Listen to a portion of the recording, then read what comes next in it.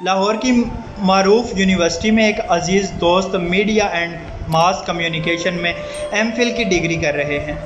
واقعہ بیان کرتے ہیں کہ دوران لیکچر ایک روز اسلام اور رسول صلی اللہ علیہ وآلہ وسلم کی توہین کا معاملہ زیر بحث آیا تو لیکچرار صاحب نے دانشوری بکھیرتے ہوئے کہا، گستاخ رسول کو تبلیغ کے ذریعے قائل کرنا چاہیے اور دعوے کی تائید میں مختلف قسم کے بودے دلائل جڑنے لگے جو شرعی لحاظ سے بھی غلط تھے۔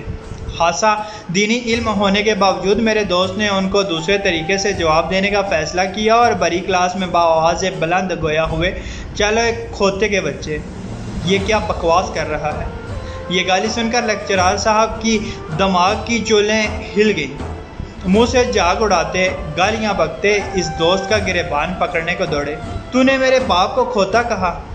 خیر بمشکل دیگر ہم جماعت دوستوں نے لیکچرار کو قابو کیا اور یہ دوست اپنی نشست پر کھڑا ہو کر کہنے لگا، جناب والا، آپ کے باپ کو گالی دینے پر معافی چاہتا ہوں، لیکن آپ نے مجھے سمجھانے کے لیے تبلیغ کیوں نہ کی اور اس قدر جلال میں آ کر دگنا گالیاں کیوں دی۔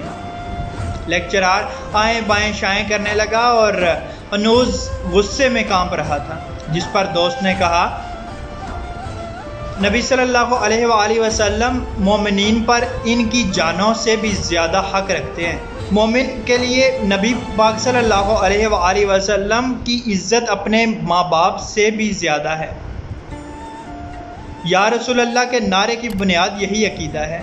بس اتنی سادہ سی بات تھی جس کو سمجھنے کے لیے کسی گہرے فلسفے میں پڑھنے کی ضرورت نہیں۔ اللہ پاک آسانیاں حاصل اور تقسیم کرنے کی توفیق عطا فرمائے، آمین، جزاک اللہ۔